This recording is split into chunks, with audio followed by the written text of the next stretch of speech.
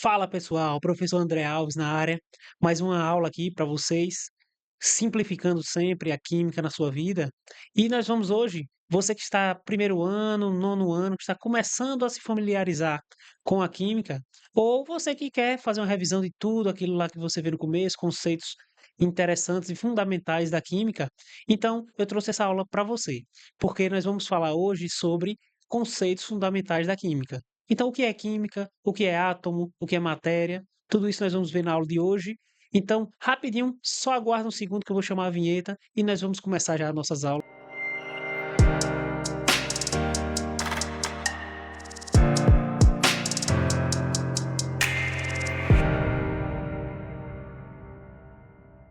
Bom, pessoal, estamos aqui de volta para os nossos slides, começando hoje falando sobre conceitos fundamentais.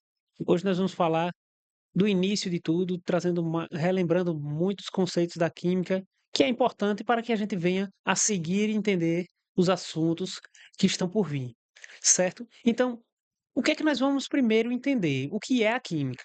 A química, ela é o estudo da matéria, suas transformações e o que ocorre com essa matéria. De forma bem rasa, nós vamos falar dessa forma para ficar tranquilo, certo? Mas aí nós vamos estudar a matéria. E o que é a matéria? A matéria, ela é tudo que ocupa lugar no espaço.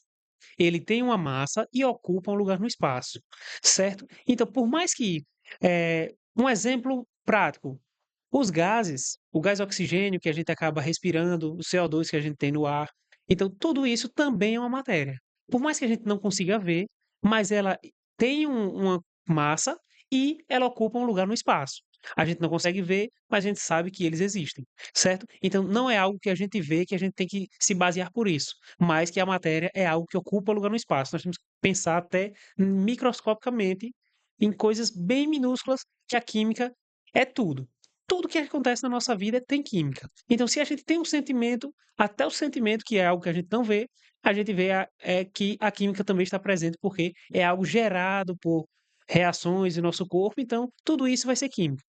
Mas, falando de matéria, algo que ocupa um lugar no espaço, certo? Tranquilo até aqui. Então, de que forma a gente mensura essa matéria no espaço? A gente consegue mensurar através de uma grandeza física, que é a massa. A massa, simplesmente, a gente consegue medir a quantidade de matéria, certo? Eu trouxe um exemplo aqui, visualizando aqui para aprender, que é relações matemáticas quando a gente fala de massa. Por quê? A gente sabe, vocês sabem, que uma tonelada equivale a 1.000 quilos. 1 quilo equivale a 1.000 gramas. E 1 grama equivale a 1.000 miligramas. Isso aqui é só uma revisão matemática porque as questões gostam de utilizar muito isso para confundir. Então, geralmente eles podem acabar utilizando aqui, pede a questão em gramas ou dá uma informação em gramas na questão e pede para você converter para aquilo. O que acontece como é que a gente faz essas conversões? Quando a gente está saindo de um maior para um menor, nós estamos saindo de quilo para grama, nós vamos multiplicar. Quando nós estamos saindo de um menor para um maior, de gramas para quilo, nós vamos dividir, certo? Então, para ficar tranquilo aqui, essa parte matemática é só algo para a gente relembrar. Vamos para o volume. O que é o volume? O volume, ele vai ser outra grandeza para medir agora a extensão do corpo no espaço. O quanto esse corpo ocupa em um espaço. Eu gosto de trazer um exemplo que é aquelas cadeiras que tem em consultório, geralmente. Então você vai ter uma cadeira lá no consultório, onde ele vai ter 3 espaços, certo? 3 espaços. Um desenhozinho aqui, um pouquinho estranho, mas vocês vão entender. Tem 3 assentos lá naquele consultório. Quando a pessoa senta naquele do meio, geralmente ele pode baixar, dependendo da pessoa, vai acabar baixando o banco pelo peso da pessoa, certo? Então, isso, quando acontece, nós relacionamos a massa, ao peso, ok? Quando nós falamos em volume, é o quanto ele ocupa nesse espaço. Então, se for uma pessoa um pouquinho maior, ela pode ocupar até mais do que o assento. E aí pode acabar apertando para os outros. Mas o que é que nós queremos relacionar aqui? Isso a gente considera o volume, o quanto um corpo ocupa no espaço que seria isso aqui, certo? Só para ficar bem fácil de a gente entender o conceito. E aí eu trouxe para vocês aqui também relações matemáticas para a parte de volume. O que geralmente mais cai? Litro para decímetro cúbico. Então a gente sabe que 1 litro é igual a 1 decímetro cúbico. E até, se você precisar depois fazer uma conversão, vamos lá que a questão lhe dá uma informação sobre decímetro cúbico. Você sabendo que é litro, fica mais fácil da gente começar a fazer uma transformação ali para ml, já que 1 litro é 1000 ml. Aprendendo aqui, ó, que 1 decímetro cúbico equivale a 1 litro, isso aqui já vai lhe ajudar muito nas questões, porque geralmente eles tentam lhe dar essa informação, porque aí quem não sabe já fica meio perdido e não sabe converter ou não sabe o que isso quer dizer. Então, 1 decímetro cúbico igual a 1 litro. E aí vamos para o nosso próximo conceito, que é o de átomo. O átomo, ele é a menor porção da matéria. Mas, depois de vários estudos químicos, físicos, conseguiram identificar que existem subdivisões do átomo. Então, nós temos que o átomo, ele vai ser ainda subdividido em prótons, nêutrons, certo? Eu trouxe aqui no próximo slide uma ilustração de como seria esse átomo. Vamos lá. Então, aqui está a, um próton. Próton, que ele vai ter carga positiva, e os nêutrons, que são esses aqui em cinza, que aí ele não tem carga. E ao seu redor, nós vamos ter os elétrons, certo? Aqui é só uma ilustração para que vocês venham entender essa parte de prótons, nêutrons, subdivisões do átomo. E o conjunto total aqui seria a estrutura do átomo. Então, dessas divisões, subdivisões, nós vamos ter o estudo dos elementos químicos. Que os elementos químicos são aqueles que a gente vê na tabela periódica, cada um com suas informações. Eu trouxe aqui do lado um exemplo de um elemento que está na tabela periódica, o carbono. Então, quando a gente olha lá naquela tabela periódica, nós vemos que o carbono, ele vai ter aqui as suas informações e vai ter cada elemento vai ter a sua informação.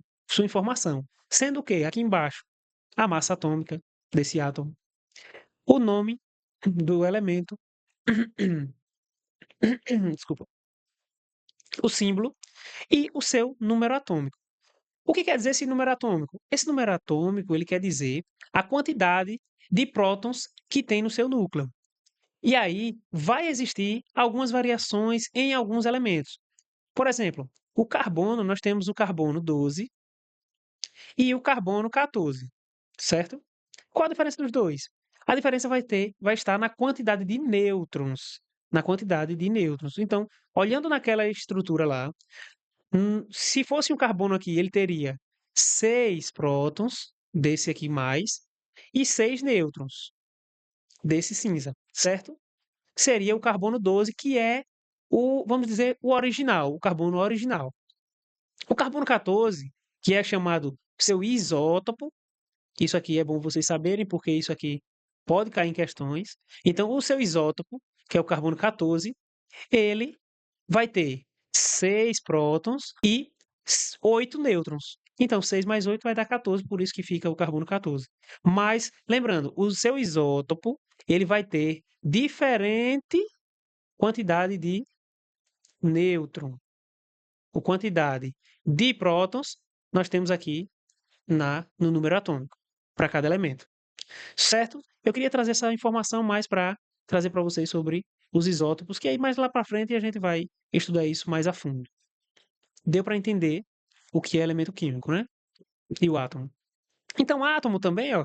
Então, eu trouxe aqui qual a diferença entre átomo e molécula. Átomo, eu vou ter aqui, eu consideraria só um. Então, aqui eu tenho um átomo de carbono, aqui eu tenho um átomo de hidrogênio, aqui eu tenho outro átomo de hidrogênio. Átomos seriam os seus individuais, certo? Já a molécula é eu considerar o conjunto de todas elas. No caso aqui, esse aqui é o metano, que na orgânica, vocês vão ver lá para frente, a gente vai acabar escrevendo dessa forma aqui.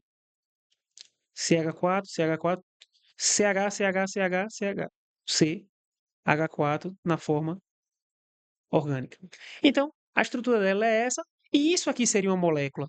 Isso tudo seria molécula, que é a junção dos átomos que estão conectados aqui, uns aos outros, certo? Forma de ligação, vocês vão estudar mais para frente. A gente vai estudar ligações químicas e aí vamos estudar ligações iônicas, covalentes. Isso a gente vai ver lá mais para frente. E aí a gente vai entender também o que é uma substância. Quando é que a gente considera uma substância? É um tipo de matéria formada por uma única espécie química. Ou seja, eu tenho aqui, ó, um exemplo aqui do lado. Eu tenho aqui que cada bolinha dessa é um átomo de ferro. Então, vários átomos juntos vai formar uma substância de ferro. Tranquilo? Essa estrutura de ferro, quando ela está bem próxima assim, a gente consegue identificar algo mais sólido pela sua organização. Isso a gente vai ver agora aqui mais para frente, que é o estado da matéria. Então, quando a gente vai estudar os estados da matéria, nós temos três formas de estados, que é o sólido, quando os átomos eles estão bem organizados, então eles estão aqui um do lado do outro, bem organizadozinho, certo? Uma informação importante: os átomos eles sempre estão em movimento. Por mais que esteja no estado sólido, os átomos eles estão em movimento, mas bem mais lento porque eles não têm espaço para se movimentar. E a estrutura sólida vai ficar assim, algo mais compacto. Quando nós vamos analisar microscopicamente a parte líquida, nós vamos ver que agora esses átomos eles estão um pouco mais dispersos. Então ele tem um pouco mais de espaço para flutuar. Então eles vão estar um movimento mais do que aqui no sólido. Quando nós vamos analisar o gasoso, nós vamos ver que aí sim ele vai ter todo esse ambiente de espaço para se movimentar. E vai se movimentando aqui os átomos, as substâncias aqui dentro, certo? Aí, professor, qual a diferença de gás e vapor? Gás é quando o elemento, ele no seu estado normal, ele é um gás. Gás é quando ele está no seu estado normal, como, por exemplo, oxigênio, CO2, entre outros, certo? Então, gás são os que no seu estado normal, eles estão no estado gasoso. O vapor, o vapor, ele é quando o seu estado normal é líquido e ele é incentivado a mudar de estado, no caso da água. Então, no caso da água, como exemplo aqui, seu estado natural, seu estado normal é líquido, certo? Temperatura ambiente. E aí, se eu ferver a água, ela vai evaporar. Se ela evaporar, vai virar vapor. Falando de estados físicos, nós vamos ter as mudanças de estado físico, que aqui eu trouxe um esqueminha completo. Então vamos seguir. Nós começamos no estado sólido. Então nós temos aqui o gelo, que é a água. Quando nós transformamos ela para líquido, nós vamos ter a fusão. Quando eu passo do estado líquido para o estado gasoso, nós vamos ter a vaporização, que foi o que eu acabei de explicar agora.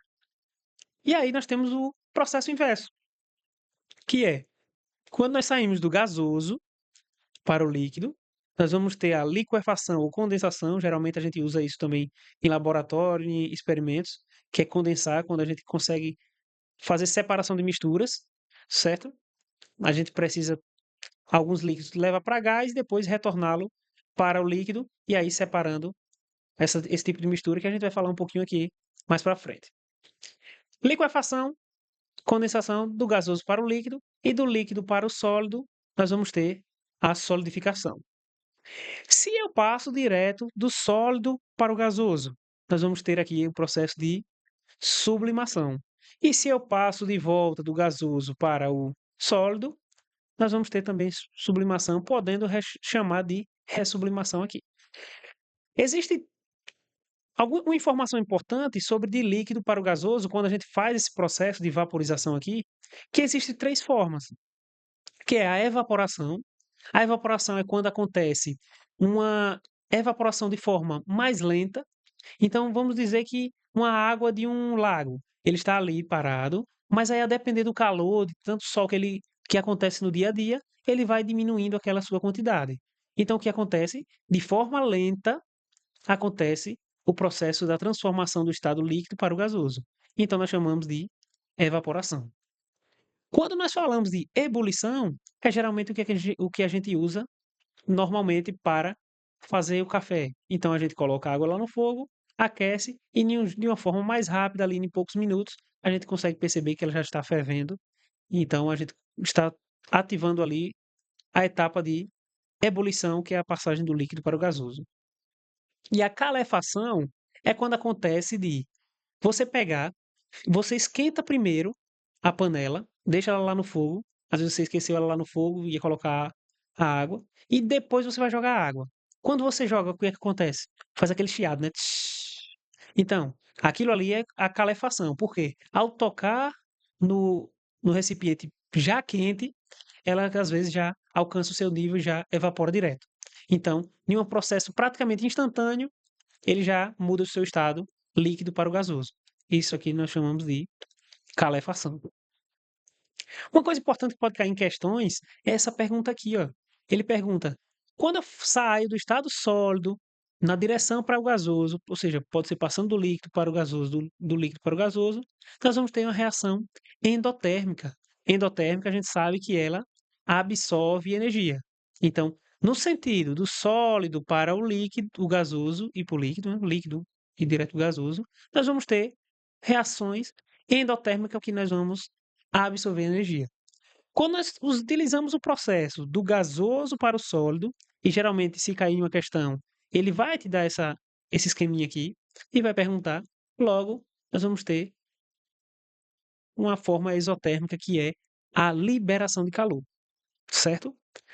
Isso aqui é só um adendo para algumas questões que podem acontecer, perguntando o tipo de processo de energia que acontece em cada sentido. E aí nós vamos estudar agora o sistema. O sistema é uma porção da matéria onde eu pego para ser estudado. E aí nós vamos ter duas formas de sistema: o sistema homogêneo e o sistema heterogêneo. No sistema homogêneo, nós vamos ter que, como exemplo aqui do lado, é algo que a gente consegue ver apenas uma fase. Então, eu estou olhando aqui essa água mineral, eu só consigo ver uma fase. Está aqui uma fase líquida e eu não consigo ver nada aqui de diferente nessa água. Mas nós sabemos que aqui dentro existem sais minerais na água mineral, que se você olhar no rótulo, existe uma quantidade além do H2O, que é a água. Então, é algo que está ali, mas que a gente só consegue enxergar como uma fase. Então, por isso, nós consideramos um sistema homogêneo. O álcool é a mesma coisa. O álcool, assim, a gente sabe que existe a presença de água e do álcool, e aí, mas só que a gente consegue ver ali só uma fase, também um sistema homogêneo. O outro tipo de sistema que nós temos aqui é o sistema heterogêneo. O sistema heterogêneo a gente vai conseguir logo de cara identificar aqui mais de uma fase. Veja só, nós temos aqui o gelo na água, nós conseguimos ver direto, já que existe essa fase sólida e a fase líquida aqui.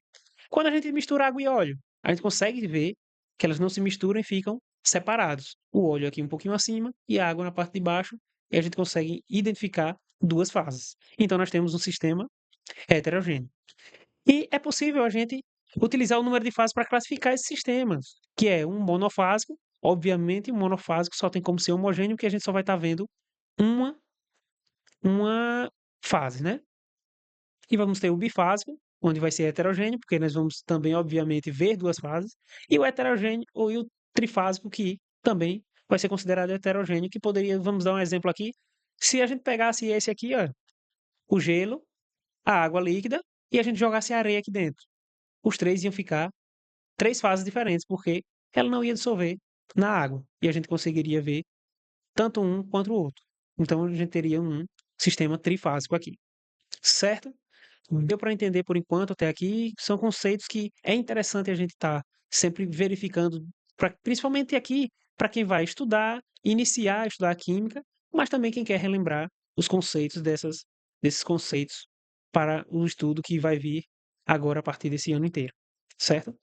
E aí nós temos os tipos de substâncias, substâncias puras simples e pura composta.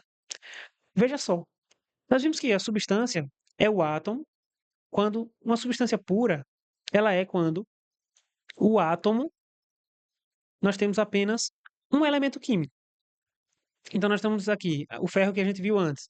Nós temos apenas átomos de ferro aqui, que estão conectados a si mesmo, formando uma cadeia gigante. Nós vamos ter também o oxigênio. Então, o oxigênio é representado como? Como O2, né? Então, se é O2, nós só temos oxigênio na sua estrutura, apenas um elemento químico. O enxofre, S8, é a mesma coisa. Nós só temos enxofre aqui na sua estrutura. São 8 elementos do enxofre aqui conectados. Então, essa é uma substância pura simples. A substância pura composta, nós podemos trazer o exemplo aqui da água. Então, nós vamos ter hidrogênio e oxigênio. O dióxido de carbono, nós vamos ter o carbono e o oxigênio. Nós temos mais de um elemento químico que está fazendo conexão, formando uma molécula, certo? E aí nós vamos estudar a alotropia. A alotropia, esse é um caso especial, que é a substância sendo formada, mas depender da forma que esses elementos se organizam, nós temos possíveis propriedades diferentes do seu mesmo elemento conectado. Então vamos dar um exemplo aqui, ó. Nós temos aqui o oxigênio. O oxigênio ele é O2. Se eu adiciono uma molécula, um átomo de oxigênio aqui, eu vou ter o O3, que é o ozônio. Mas veja que há propriedades diferentes quanto a isso, quanto a essa mudança.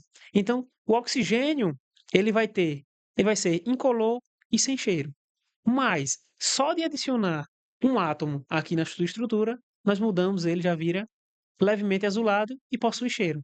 Então, por mais que seja o mesmo elemento, tem uma molécula com o mesmo elemento apenas, mas com quantidades diferentes, a gente já pode acontecer de ter propriedades também diferentes, certo? A mesma coisa acontece com o fósforo branco. Fósforo branco, quando ele está em sua estrutura aqui meio pirâmide, nós vamos ter ele branco. Quando essa estrutura aqui de fósforo branco, que é as pirâmides, elas começam a se conectar várias uma na outra, nós vamos ter aqui o fósforo vermelho, certo? Então, há uma mudança de propriedade. Há algo diferente quando a gente muda, mas mesmo mantendo apenas o mesmo elemento químico, que é só fósforo. E aí o caso interessante é o carbono. O carbono aqui, levando em consideração o diamante, que tem a presença do carbono, ele é o carbono de forma aleatória aqui, conectada, que são essas bolinhas aqui, ó. Então, nós vamos ter propriedade diferente, então a gente sabe que o diamante ele é muito duro, difícil de ser quebrado, por esse motivo de estrutura, ser bem aleatório aqui as conexões dele, trazendo mais força ao diamante, certo? Mas nós temos aqui o carbono grafite. O carbono grafite, ele é dessa forma aqui, ó. Cada bolinha dessa é um carbono e ele é como se fosse feito estruturas assim, ó, uma em cima da outra. Você tem que pensar aqui de forma planar. Então, nós vamos ter eles conectados dessa forma, um em cima da outra, certo? E o que acontece quando você escreve? Quando você escreve em um papel, essa parte aqui é consumida do grafite. Então, por ele estar ali de uma forma, uma em cima da outra, nós vamos ter aqui o desgaste dessa parte de baixo, como se a gente escreve mesmo, levando para o lado. Então, ele vai sendo arrastado e ficando. Então, a gente consegue quebrá-la facilmente. Essa ligação aqui, ó, quando a gente escreve, ela é quebrada e essa parte do grafite fica no papel. Por isso que, às vezes, você escuta dizer que não é o lápis que risca o papel, e sim o papel que risca o lápis. Porque o grafite, ele que é consumido nesse meio quando a gente acontece essa ação. Deu para entender, né? Alotropia é isso. Um caso especial onde elementos do mesmo tipo, no caso aqui o carbono, ele pode haver propriedades diferentes apenas pelo seu formato de se organizar. E aí nós vamos estudar os fenômenos físicos e químicos. O que é um fenômeno físico? Fenômeno físico é quando não ocorre variação da matéria. Então eu trouxe o exemplo aqui do lado. Eu tenho aqui o gelo. O gelo a gente sabe que aqui é a presença de H2O. Mas se ele for derretido, ele vai continuar sendo H2O. Só vai mudar que aqui é sólido, aqui é líquido. Mas a estrutura da molécula ela não varia. Já no fenômeno químico, nós vamos ter uma transformação dessa matéria. No caso aqui, ó, se eu pegar a madeira e queimá-la, nós vamos ter agora a presença de CO2. Nós vamos estar transformando a queima em a combustão, né? Combustão que libera CO2, ou seja, o que era madeira no início está se transformando agora, depois do seu superaquecimento, em CO2. Então nós estamos mudando a matéria química. Então isso é um fenômeno químico. Deu para entender, né? Tá tranquilo essa parte. Isso acredito que vocês já viram até antes. E aí nós vamos estudar sobre misturas, que é falar o quê? As misturas, nós vamos ter a substância pura que a gente viu antes, que é só elemento químico, um elemento químico. Então a gente viu a questão do ferro, a questão do enxofre, certo? A questão do oxigênio, que são duas moléculas de oxigênio, dois átomos de oxigênio juntos. Então ali é uma substância pura porque só tem uma, um elemento químico. Quando a gente fala de mistura, vai haver um ou mais elemento químico no meio. E aí, essa mistura vai ter o seu ponto de fusão e ponto de ebulição. O que é isso? Ponto de fusão, o ponto de fusão, o PF, é o ponto em que passa do estado sólido para o estado líquido. Nós vamos ter aqui o ponto de fusão, certo? Ponto de ebulição é quando a gente vê a mudança do estado líquido para o estado gasoso. Tranquilo até aí. Então, nenhuma substância pura, nós temos aqui, é sempre bom a gente analisar gráficos, porque o Enem, qualquer vestibular, ele gosta muito de usar gráfico para dificultar e saber se a pessoa consegue fazer essa leitura de gráfico. Então, aqui, ó, no gráfico, a gente precisa sempre o quê? Primeiro analisar os seus eixos, o que é que está sendo dado de informação. Então, aqui nós temos a temperatura por tempo. O que acontece quando uma substância é pura, ela tem apenas um elemento? Nós vamos ter que, ao passar do tempo e aumentar a temperatura, nós estamos aqui no estado sólido, começou aqui. Nós chegamos em um ponto em que vai haver uma variação aqui e ele começa a passagem do estado sólido para o líquido. Nessa temperatura, até atingir o ponto em que nós vamos começar agora a ter só o estado líquido, certo? Depois nós vamos aumentando, continuar aumentando essa temperatura, nós vamos aqui chegar no ponto de ebulição, que aí agora esse líquido, ele começa a se transformar em gás até o ponto em que ele vai virar somente gás. Tranquilo, dá para entender o gráfico, né? Então, numa mistura comum, nós vamos ter um pouquinho diferente, que é isso aqui, ó. Há uma faixa de fusão e uma faixa de ebulição. Por que eu digo faixa? Porque isso aqui varia. Ela não está reta como estava lá no outro, né? Você vê que ele tem um aumento. Então você precisa continuar aumentando a temperatura, que é essa faixa aqui, ó. Precisa continuar aumentando a temperatura para que ele consiga chegar no ponto de totalmente líquido. Então, se eu estou aqui no sólido, começo a aumentar a temperatura, quando chega nessa temperatura, vamos utilizar aqui a água como exemplo. A água nós temos que ela é a 0 graus Celsius, né? Ela está no estado sólido. Então, passou do zero, ela começa a se formar em líquido. Então, se eu chegar em 1 grau Celsius, para uma mistura comum, ele ficaria estagnado nesse formato aqui, se dividindo entre sólido e líquido, certo? Agora, quando eu continuo aumentando essa temperatura, eu vou conseguir alcançar o ponto em que ele vai se tornar totalmente líquido. Por isso que, em uma mistura, nós vamos ter uma faixa aqui de fusão. A mesma coisa a gente vai ter para aqui, que é a faixa de ebulição. Então, se a gente tiver no estado líquido, nós precisamos continuar aumentando a temperatura para que ele consiga alcançar o gás aqui, certo? Não é uma temperatura fixa.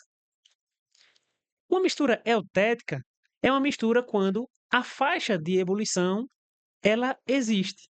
Então, na, na ebulição do líquido para o gasoso, eu preciso continuar aumentando, mas na parte de fusão, eu tenho a parte fixa. Então, a temperatura ela é fixa, certo? Essa é a mistura eutética, é de ebulição. Então, nós variamos a parte de ebulição. E aí, a outra variação é o contrário. Você vai ter uma faixa de variação na fusão, que é do sólido para o líquido, mais a parte da ebulição ela vai ter a sua temperatura fixa. Eu trouxe algumas questões aqui só sobre o ponto de fusão e vamos fazê-la rapidinho aqui. Então nós temos aqui, ó, ponto de fusão e ebulição de alguns materiais presentes no dia a dia. Substância, o ácido acético. Seu ponto de fusão é 16,6 graus Celsius. Ponto de ebulição, 118 graus Celsius. Então, o que é que ele está dizendo aqui? Que qual o estado físico, sólido, líquido e gasoso, das substâncias da tabela quando elas se encontram na praia de Ipanema, Rio de Janeiro, a temperatura de 40 graus. Então, ele está me dando aqui a temperatura que a gente está. E ele quer saber em que estado físico está cada um desses elementos aqui. Nós vamos ter aqui, ó, o ácido acético a 16. Então, 16, o 40 vai estar do lado direito, porque é maior. Beleza. Então, se ele está aqui, ele é maior do que o ponto de fusão. Ele conseguiu o quê? Ultrapassar o ponto de fusão e agora ele se formou em líquido. Mas essa temperatura, ela ultrapassa o ponto de ebulição, que é para transformar ele em gás? Não, porque 40 é menor do que 118. Então, nós sabemos que ele está nessa faixa do meio aqui, ele é um líquido, certo? Então, esse primeiro aqui ele vai estar em líquido. O segundo aqui é, nós temos que o ponto de fusão é menos 7,8 e o ponto de ebulição menos 33. 40, ele vai ser maior do que? Vai ser maior do que o 7,8, mas o 40 também vai ser maior do que o menos 33, certo? Então, se a gente conseguir ultrapassar o ponto de fusão e o ponto de ebulição, nós vamos estar onde? No formato de gás. Então, esse aqui é o estado gasoso. Já que o álcool é etílico, então 40 é maior que 100, menos 117? Sim, maior. Então está do lado direito. É maior do que o 78,5 para ele ir para gás? Não. Logo, nós vamos ter que ele está na faixa de líquido. Então, isso aqui nós temos o álcool etílico como líquido. O ouro, ele vai ter ponto de fusão 1064. Ponto de ebulição 3080. 40 é maior do que 1064? Não, então está do lado esquerdo aqui. Logo, não ultrapassa nem o ponto de fusão. Se ele não ultrapassa o ponto de fusão, ele vai estar em quê? Estado sólido. Então nós temos aqui que está no estado sólido. Cloreto de sódio, sal de cozinha. Ponto de fusão 801 graus Celsius, 1400 ponto de ebulição para ir para gás. Logo, 40 vai estar também do lado esquerdo. Então, se não ultrapassamos nem o ponto de fusão, nós estamos no estado sólido. Então, segue aqui o gabarito. Qualquer coisa, pausa o vídeo antes de fazer a questão e aí você depois confere o resultado. Mesma coisa você pode fazer para essas questões agora. Então, aqui, ó, considera a seguinte mistura de substâncias. Primeira, água e pó de giz. Eles se misturam. Se a gente coloca pó de giz em água, não mistura. Certo? Água e óleo de cozinha, não mistura. Água e álcool, mistura. A gente viu lá que nós temos o álcool, nós não conseguimos ver essa mistura. Então, ela é homogênea. E os outros que não se misturam são heterogêneos. Heterogêneo. Logo, qual a questão que está correta aqui? Letra D, né? Então, esse não se mistura, heterogêneo. Esse não se mistura, heterogêneo. E água e álcool que se misturam estão aqui como homogêneo. Tá tranquilo? Tá dando para entender. Trouxe essas questões só para a gente fixar mesmo o assunto, certo? E agora eu trouxe essa questão aqui um pouquinho mais complexa já para a gente pensar mais. Então a gente conseguir identificar as informações. Veja que ele dá mais uma vez uma tabela com seus pontos de fusão e ebulição de alguns elementos. Tungstênio, 3.400 pontos de fusão, 5.000 de ponto de ebulição e vários outros aqui. E aí, na letra A, ele pede para a gente analisar o que for correto aqui. Lembra sempre de procurar o que a informação pede, porque se ele coloca incorreto aqui, a gente acaba se perdendo numa questão. Então, questão correta, ele quer a alternativa correta. A temperatura ambiente é 25 graus Celsius, então ele sempre está dando a temperatura. Somente a água é líquida. Para ser líquido, nós precisamos ultrapassar o quê? Ponto de fusão. 25 ultrapassou aqui? Não. 25 ultrapassou aqui no ferro? Não. 25 ultrapassou no ouro? Também não. 25 é maior do que 80? Também não. 25 é maior do que zero? Sim, estamos aqui. Então a água está no estado líquido, mas ultrapassa o ponto de ebulição para virar gás? Não. Então por isso ela está no estado líquido. Então a gente precisa também avaliar esse aqui. Esse aqui, ó, menos 114, o 25 é maior. Então estamos no estado líquido. Ela foi para o gasoso, passou daqui do ponto de ebulição, o 25, não. Então se não passou, ela está também no estado líquido. Aqui e aqui. Esse aqui, ó, oxigênio, 25 maior do que menos 219, ela está no estado líquido. Passa também do ponto de ebulição? Passa. Aqui é negativo. Então, o oxigênio ele está no estado gasoso, que ele ultrapassou também o ponto de ebulição ao mesmo tempo que o de fusão, o valor que a gente está estudando. A temperatura ambiente, 25 graus Celsius, somente a água é líquida. Não, nós temos aqui que a água e o etanol é líquido. Então, questão incorreta aqui, alternativa incorreta. Letra B. Na mesma temperatura em que a água é sólida, o naftaleno é gasoso. Então vamos lá, vamos analisar. Aqui, ó. Na mesma temperatura que a água é sólida, quando é que a água é sólida? 0 graus. Por quê? Se ultrapassar isso aqui, ele começa a formar o líquido. Então nós temos sólido, líquido e gasoso. Ponto de fusão, ponto de ebulição aqui. Ponto de ebulição, ponto de fusão. Para essa passagem aqui. Logo, se ele está dizendo que a água é sólida, o naftaleno é gasoso. Cadê o naftaleno? Na mesma temperatura em que a água é sólida. A água é sólida em zero, logo, o naftaleno é gasoso em zero? Não. Em zero, o naftaleno é sólido, porque é antes ainda do ponto de fusão. Certo? Fica claro. Então, item incorreto. No freezer, a menos 18 graus, o etanol e o oxigênio estão, respectivamente, no estado sólido e líquido. Ele está dizendo que o etanol está no sólido e o oxigênio está no líquido a menos 18 graus. Menos 18 graus, nós vamos lá. Etanol, cadê ele? Etanol aqui embaixo. A menos 18 graus, então, lembrando, ó, nós estamos aqui com sinal negativo. Lembre que menos 18 é maior do que menos 114. Então, ele está do lado de cá, tá certo? Então, no freezer, o etanol está no estado sólido? Não, porque ele já passou o ponto de fusão aqui, ó, que ele é maior. Então, ele está no estado líquido, porque o menos 18 não ultrapassa o estado de ebulição aqui para ele ir para gás, certo? Então, aqui nós já matamos a questão que está errada, mas vamos analisar o próximo. Ele diz que o oxigênio ele está no estado líquido a menos 18. Menos 18 é maior do que o ponto de fusão e menos 18 é maior do que o ponto de ebulição. Logo, ele vai estar no estado também gasoso, certo? Então, o etanol ele vai estar no estado líquido, o oxigênio no estado gasoso. Seria aqui o contrário. Tranquilo? Então, mais uma alternativa incorreta.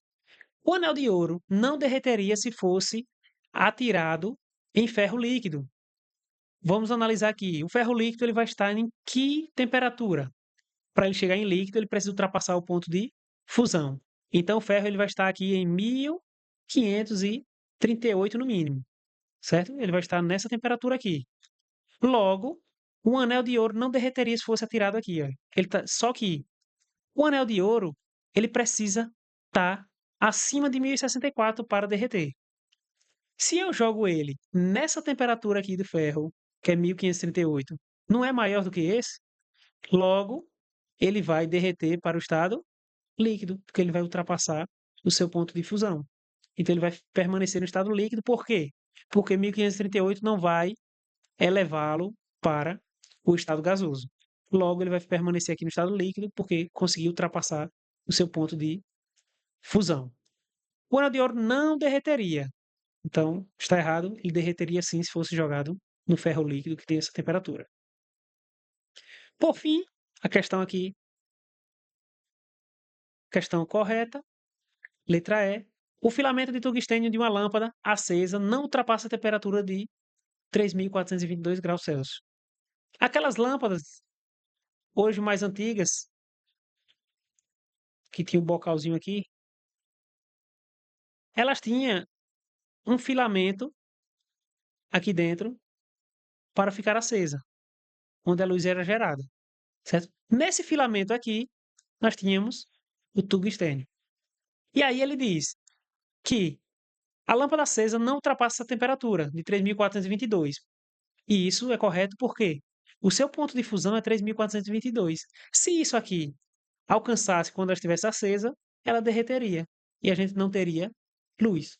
Então, ela realmente não ultrapassa esse valor aqui, pois é um filamento sólido e se ela derretesse, não funcionaria a lâmpada.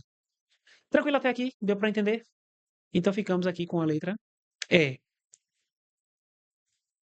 Mais uma questão aqui que foi um assunto que eu deixei para vocês lá no início.